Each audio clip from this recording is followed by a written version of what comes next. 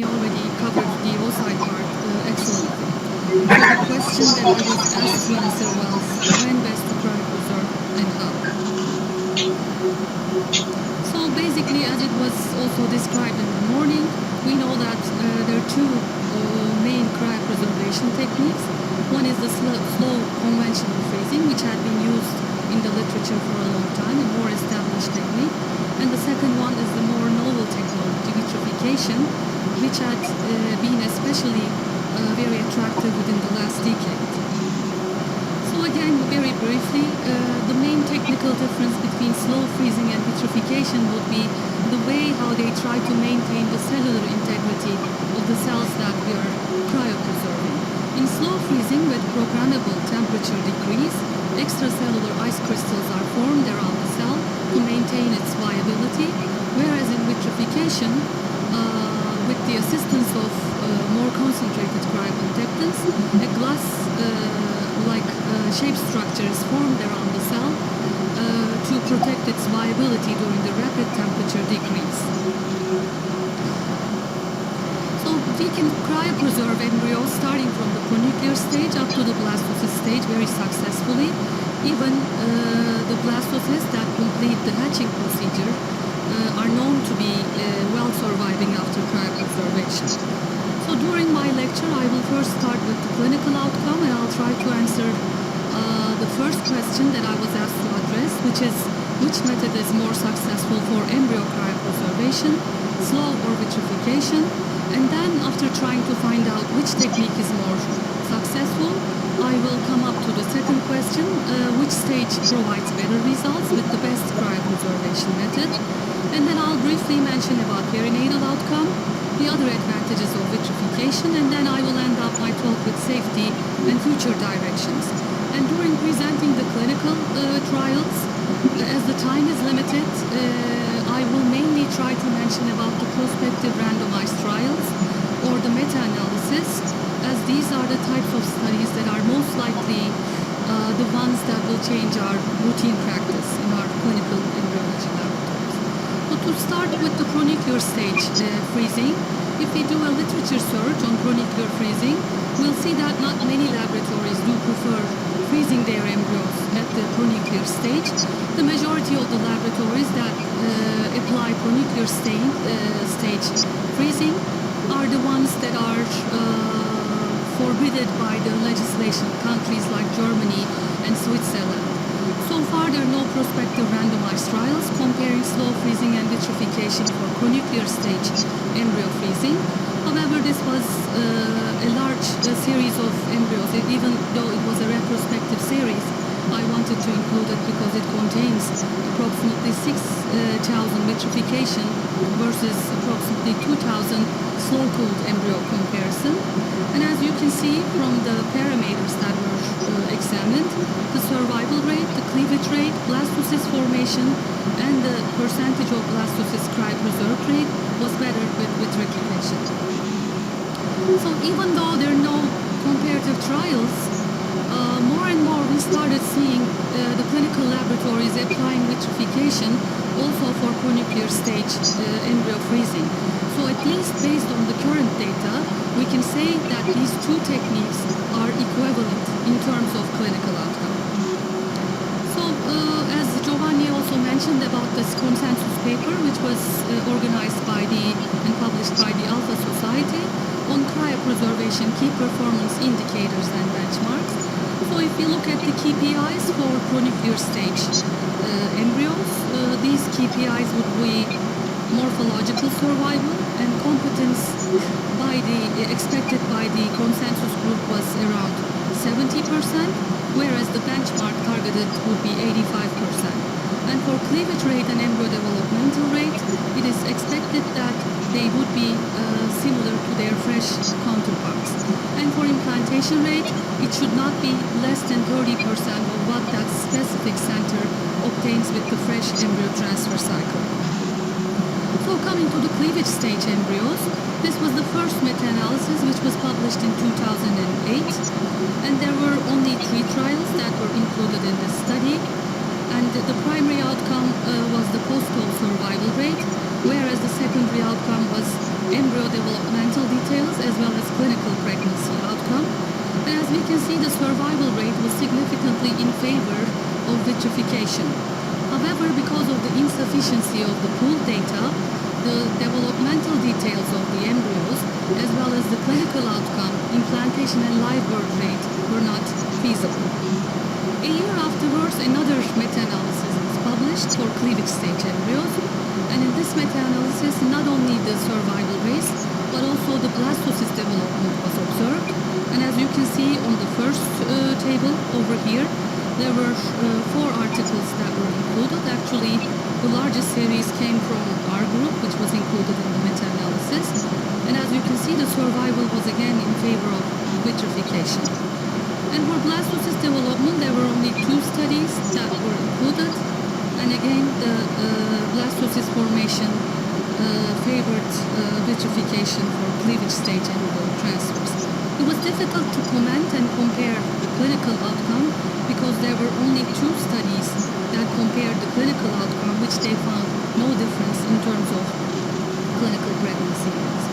So seeing all these and following all these publications that started to come up after 2000s, even though we had a very successful slow freezing program, we were also very curious whether we would benefit more if we do vitrification for cleavage stage embryos.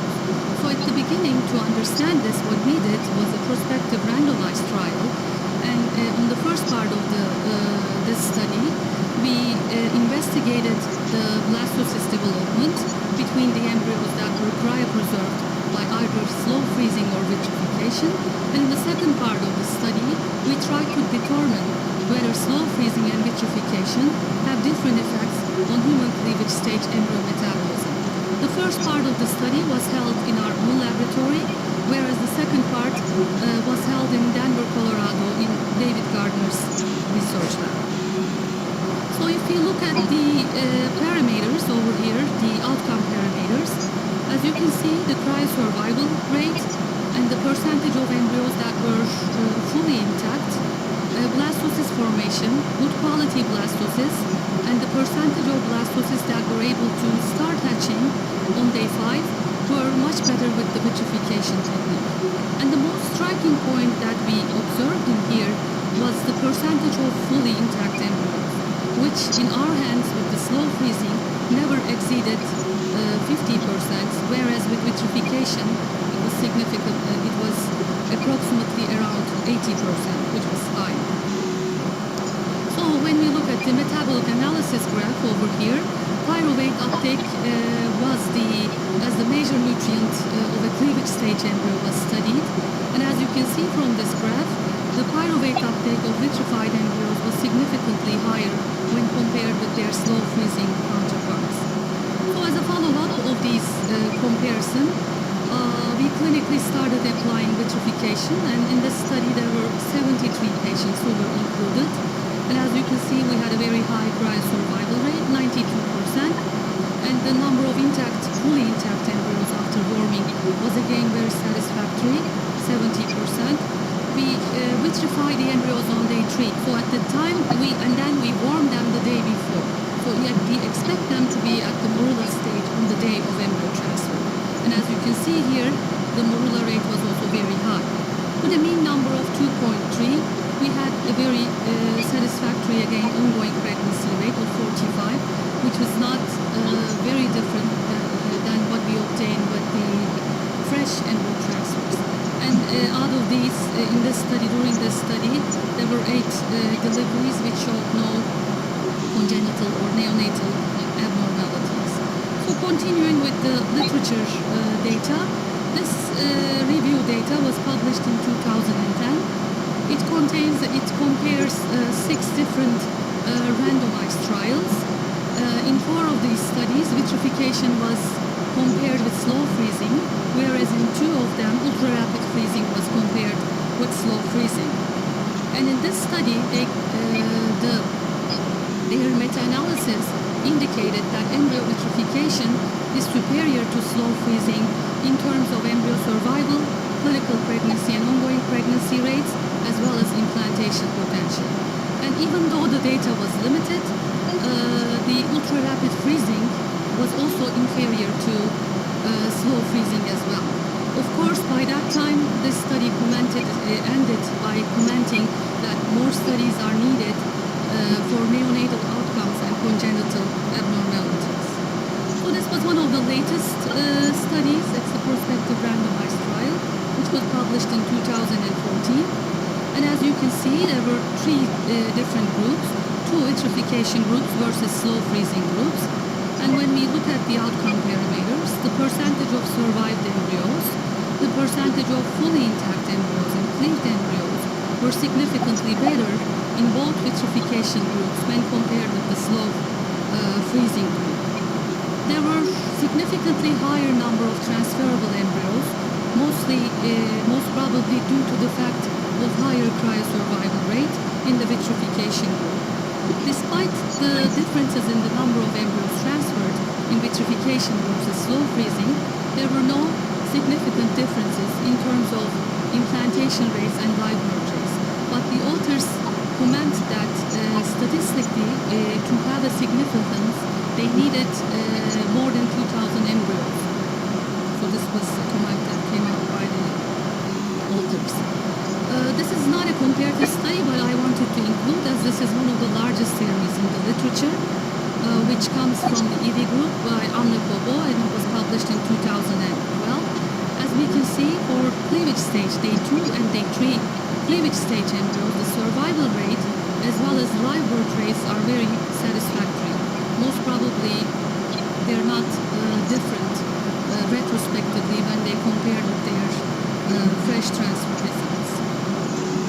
So coming back to the alpha consensus key performance indicators and benchmarks, again, the key performance indicators, morphological survival fully intact.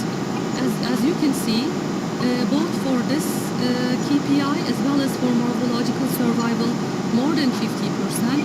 As we can see, the consensus group agreed on the point that we should be expecting higher percentages for competence as well as for benchmark when we vitrify the cleavage stage embryos. Even though all these studies show a superiority in favor of vitrification, there's still, as Etienne also mentioned this morning, there are still some debates whether slow freezing or vitrification is much better when it comes to cleavage stage embryos. And the reason for this is, if you do a literature search, you'll see that all the prospective randomized trials that are published in the literature compare a novel technology, vitrification, with a long-standing traditional method for slow freezing, which most probably is the one that was published by Testart in the early 1980s. Even though we know that some modifications in the slow freezing may result with better clinical outcome.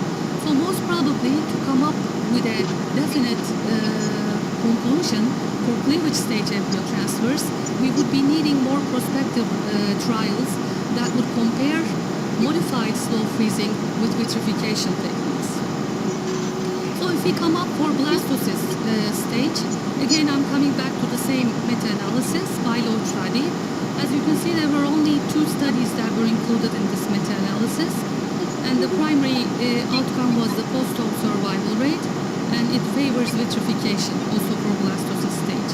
Again, because of the insufficiency of the pooled data, they were not able to look at the embryo developmental rates as well as clinical outcome. And the same meta-analysis that I showed for the cleavage stage embryos. As you can see, there were 2 studies, and we would see that the cryosurvival rate again favors vitrification. Only 1 study compared clinical pregnancy, which found out no significant difference. So perhaps, just like cleavage stage, despite the fact of insufficient prospective randomized trials, as we can see in this review, which was searched over 10,000 blastocysts, the survival, the pregnancy and implantation rates were so high that the laboratories most probably were not so reluctant to do any prospective randomized trials, and they abandoned slow freezing immediately and turned back using vitrification in their laboratories. So why does vitrification result with significantly better outcome when compared with slow freezing for human blastocysts? This study, which was published by Stedlik in 2005, had shown that the recovery rate, re-expansion of the blastocysts that are vitrified, are significantly faster when compared with slow frozen embryos. So perhaps this could be a sign of showing that the maintenance of the cellular integrity is much better when blastocysts are vitrified. And another indirect conclusion for better clinical outcome might be that this re-expansion, faster re-expansion, may provide us a better opportunity of better selecting the blastocyst, the trophectoderm inner cell mass, much easier than slow freezing. Again, the study by Anna Kobo is a large series, so that's why I wanted to include it.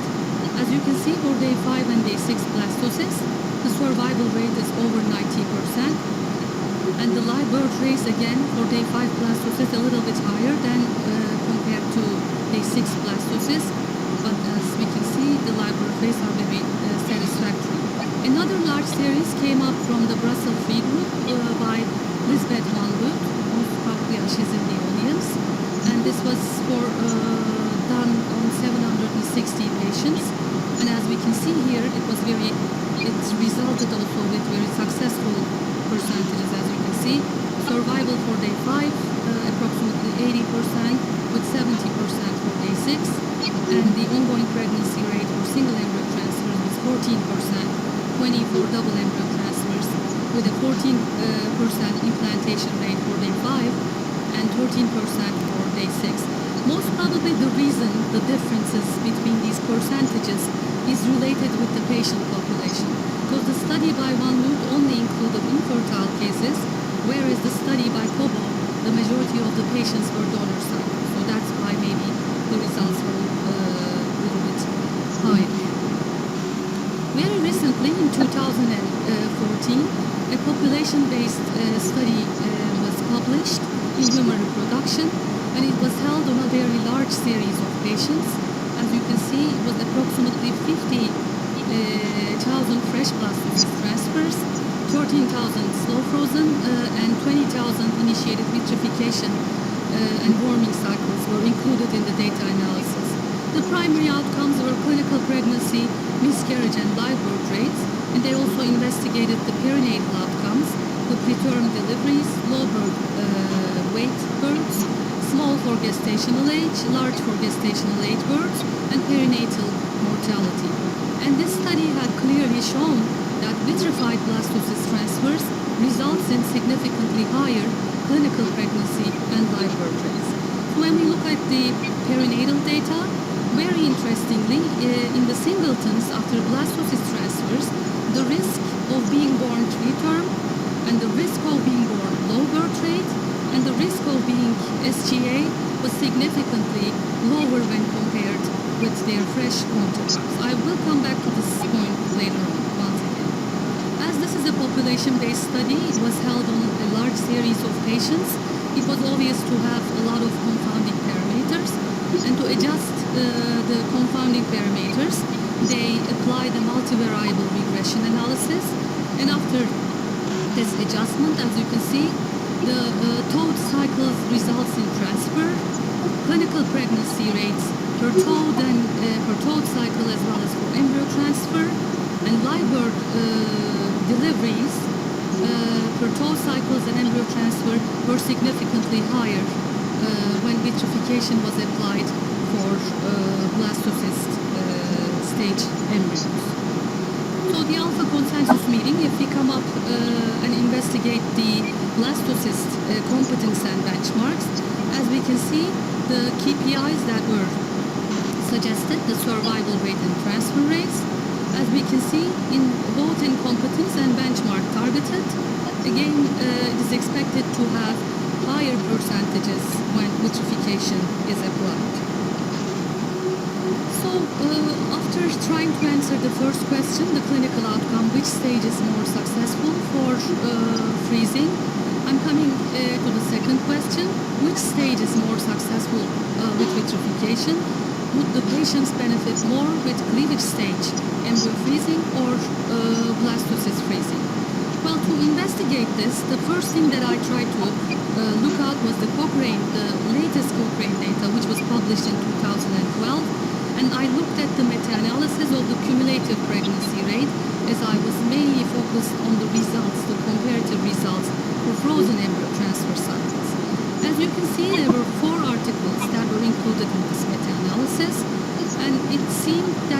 favored cleavage stage embryo transfer. But it is very important to note that all these studies that were included in this study use slow freezing for embryo and blastocyst freezing, even though we can still say that cleavage stage embryos, vitrification, there is a trend towards better results with vitrification. Slow freezing is still very successful. However, for blastocysts, it's now becoming more obvious that vitrification is more successful. So perhaps in the future, if a meta-analysis where vitrification cycles for cleavage stage and slow freezing for blastocysts are included, then we will be able to answer this question more accurately. So the study that should be done to understand this question is it should be in the similar patient groups. Perhaps even within the same patient population, the consecutive cycles should be examined. So we need more trials to understand whether the patient would benefit more by cleavage stage vitrification versus blastocyst vitrification. So very briefly, I'll be mentioning about the neonatal outcome. I know that Dr. Pinborg will be talking about this in more details. So if you look up for cleavage stage embryos, this was the first study that was published for vitrified cleavage stage embryos in 2009. And as it was clearly seen that there were no significant differences for neonatal parameters, which were mean gestation weight, mean birth weights for singleton and multiple pregnancies, and the pregnancy-induced complications were not also significantly different between fresh cycles versus vitrification cycles. So I know it's a very crowded table, but I only want to draw your attention to this part. There were no adverse effects found for vitrified groups when compared with fresh cycles in terms of perinatal parameters. The only difference was found in the mean birth rate. The babies that were born with vitrification were slightly heavier than the ones that were born after fresh transfers. I will again come back to this issue later on. So as a follow-up of the other studies, there were more studies published in the literature.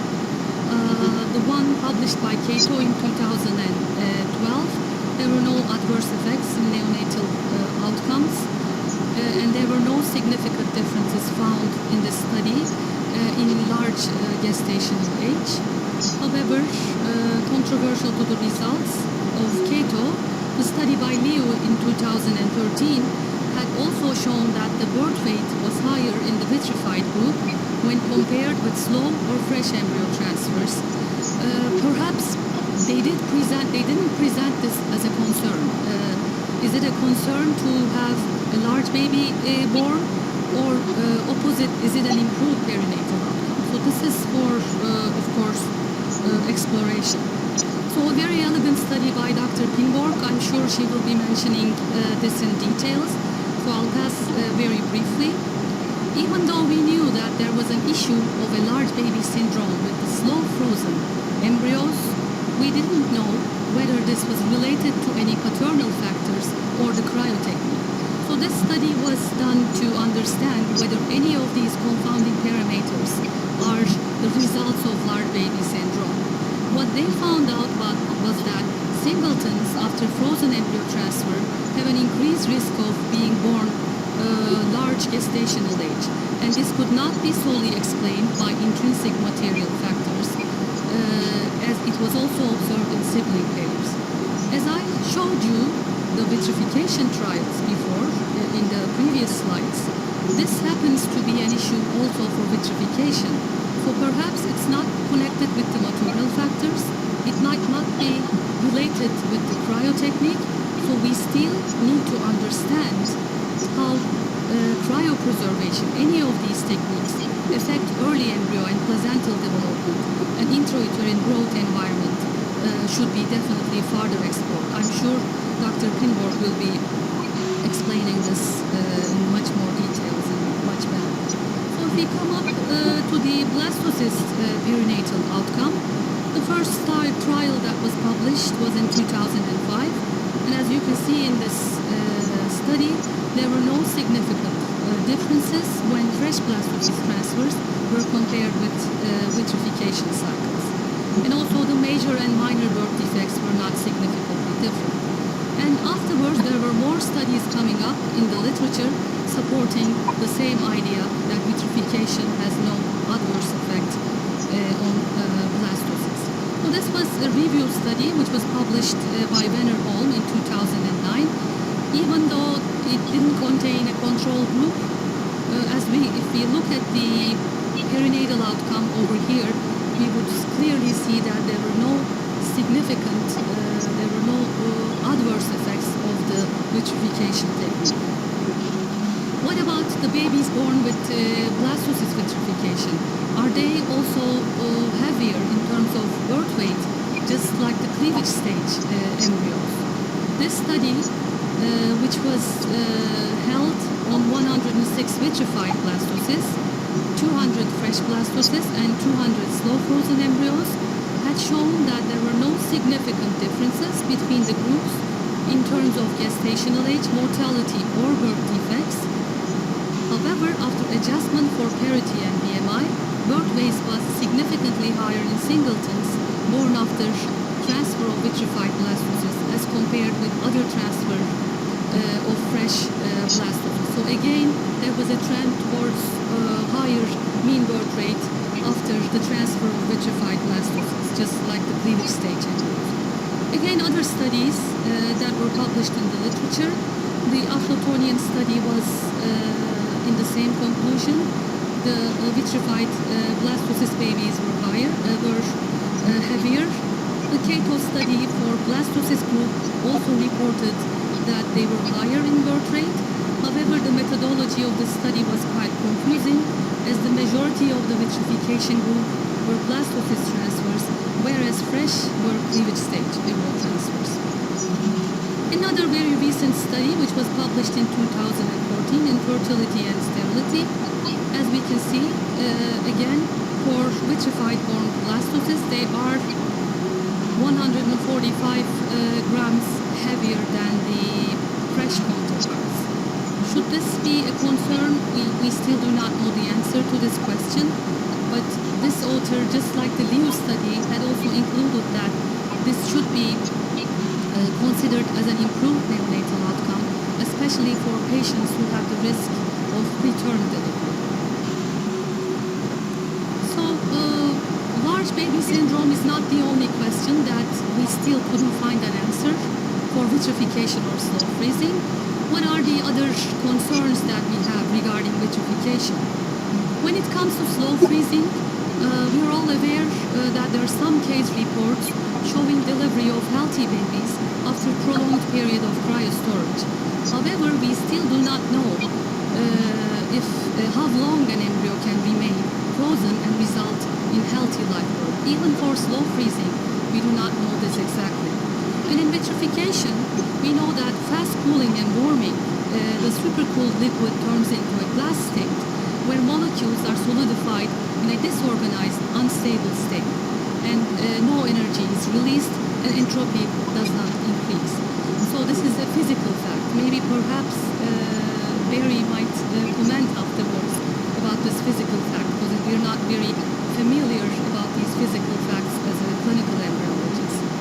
So it is presumed, for this reason, it is presumed that vitrified probes might be more sensible to temperature variations, and the length of time in liquid nitrogen might have a greater impact on them when compared with slow freezing embryos. So this is a concern that needs to be explored in the following years. What are the other technical concerns? As Etienne also mentioned this morning, should we be definitely using closed carriers, or can we continue with open carriers? Is it a matter of cross-contamination? Or more importantly, as chemical reaction is avoided by using closed systems, this might be a particular interest for long-term storage. So if this is the case, if closed systems are more safer for long-term storage, then unquestionably in the future we will be solely using these closed systems. We're aware of the fact that we're using higher concentrated cryoprotectants. So do we have an increased toxic effect And by these cryoprotectants, are we increasing the sensibility of the cells to molecular changes? So we still do not know the answer to these questions. This was the only study that was published in the literature in 2013, which looked at the time aspect in storing vitrified blastocysts and its impact on survival rate, implantation potential, and babies born. And as you could see, there were 7 study groups. The first group was 0 to 3 months, whereas the last group was 48 to 72 months. And as we can see, there was a significant difference in terms of number of embryos transferred only for the 7th group. And the reason for this was there were more patients who delivered in the previous cycles, so they demanded for less embryo transfers. But if we look at the implantation and birth rates, as you can see, there were no significant differences. So this study used close carriers throughout the study. So it would be maybe perhaps be very nice to see the outcome coming from the open carriers and understand whether long-term storage is more safer with the closed systems. So if you look at the perinatal outcome that was coming from this study, unlike the previous study, the mean birth rates were not significant, so there are controversial results about this in the literature. The malformation rates were 1%, which does not show an adverse effect as well. So now we know that vitrification is a very successful technique in terms of clinical outcome. What about the other advantages? One of the first main advantages is especially for the clinics who apply a lot of PGD cycles. Because most probably we would all know from our past experiences that we were very concerned to slow freeze biopsied embryo because the cryosurvival rates were very low. But thanks to vitrification now, we can successfully freeze the biopsied embryos without decreasing the clinical outcome. And as you can see, this was the first publication that came out showing vitrification's advantage. As you can see, with vitrification, the number of surviving embryos, number of intact embryos, as well as total number of blastomeres surviving was much better when compared with standard and modified slow freezing methods. And afterwards, there were more studies coming up in the literature showing that biopsied cleavage stage embryos can successfully be vitrified and very satisfactory cumulative pregnancy rates could be obtained afterwards. What about biopsying blastocysts? It is exactly the same like cleavage stage embryos. We can successfully vitrify blastocysts after biopsy, after trophectoderm biopsy, and these studies show that similar clinical outcome and cumulative pregnancy rates can obtain with the vitrified biopsied blastocysts. Another advantage of vitrification is perhaps the flexibility of cryopreserving cells by this technique. Again, we know from our past experiences with slow freezing, it was nearly impossible to slow freeze an embryo because we would end up with degeneration. But with vitrification, as you can see from these trials, the double vitrification, twice frozen told embryos may result with satisfactory clinical pregnancy and live birth outcome. So this is another important advantage. So coming at the end of my talk, the questions that I was asked to answer, the first question was, which method is more successful for embryo cryopreservation? For zygotes, even though there is a trend towards better clinical outcome with vitrification, we certainly need more prospective randomized trials. And for cleavage stage embryos, vitrification results with better outcome when compared with traditional slow freezing. However, again, more randomized trials are needed, comparative trials to see whether vitrification is much better when compared with modified slow freezing as well. And for blastocysts, vitrification results with better outcome when compared with traditional slow freezing. And for the second question that I was asked to answer, which stage provides better results with the best cryopreservation method? Currently, there is insufficient evidence to show whether vitrification of a specific stage results with significantly better clinical outcome in the similar patient population.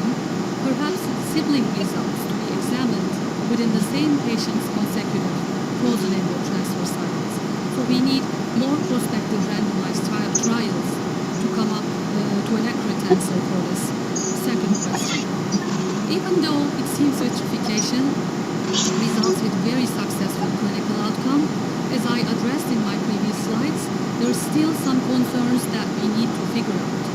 The long-term storage effects we still do not know for closed and for open carriers, and we still need long-term validation data, just like the slow freezing embryos. And as Etienne also mentioned, the majority of the clinical trials for all stages, for oocytes, cleavage stages, and blastocysts are held with open carriers. So we need more trials with the closed carriers and see whether they work similarly for clinical outcome. So thank you for your attention.